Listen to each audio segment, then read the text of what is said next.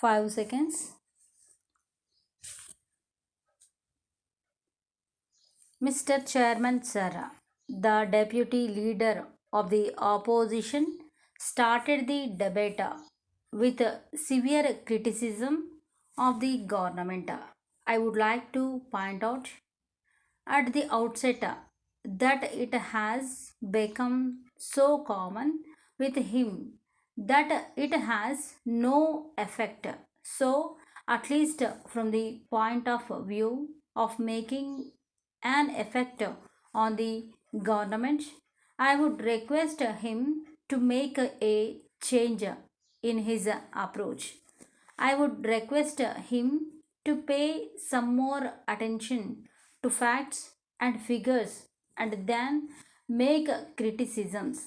He said that the demands for supplementary grants showed that there was something wrong in the management of the finances of the state. I would like to submit that if he goes through the constitution, he will find that there is provision for supplementary grants. As a matter of fact, it is not possible to anticipate everything when we prepare the budget. If we are to confine ourselves only to the budget provision, then no new service can be started. It is therefore necessary as we go on working the schemes to take stock of the situation and to reduce or increase expenditure. That is why we have come forward with these demands. I would request the honorable members to go through the various items. If there is a wasteful expenditure in respect of any item, then we would submit ourselves to the criticism of this house. But I am glad to find that no criticism has been made that we have spent wastefully. After all, in a budget, there is only an estimate of expenditure, and it is not possible to estimate accurately what the actual expenditure will be. So, it will be clear that these things are only normal in budgeting.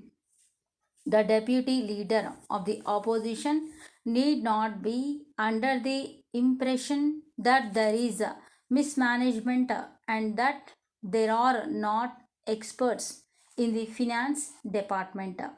On the other hand, we may be proud that our finance department is one of the best that we have in the country. Then an honorable member referred to the electricity board and questioned the payment of bills. I do not know whether it is only with reference to certain specific instances that these defects have been pointed out or whether they are there on a large scale. But I shall request my colleague in charge of this board to look into it, and if there is anything wrong, it will be set right. Another honorable member referred to the Library Act. I agree with him that it is not working properly. It has got to be looked into. In this connection, I shall also consider the other suggestion that there should be a spare director of libraries when perhaps the position will become better. If there is one person only in charge of libraries, I think he will be able to devote all his attention to the matter. I shall certainly examine the matter further carefully and try to do whatever is necessary and desirable in the matter. Letter from Raghu and Company, Madurai, to Messrs.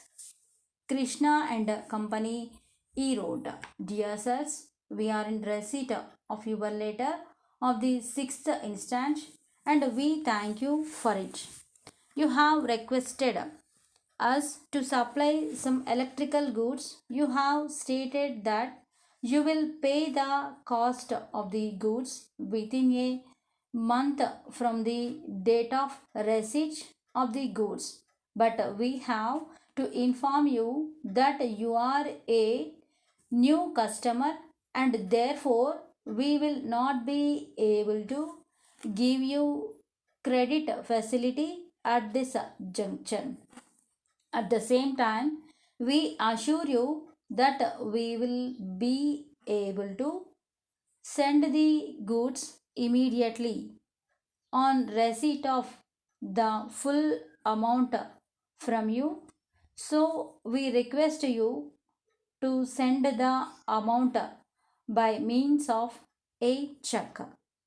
In this connection, we would like to inform you that we usually accept orders for the supply of goods from parties who send the amount in advance. However, as a special case, in the interest of promotion of trade, we are prepared to consider your request in future. You will be glad to know that our goods will always be of very good quality.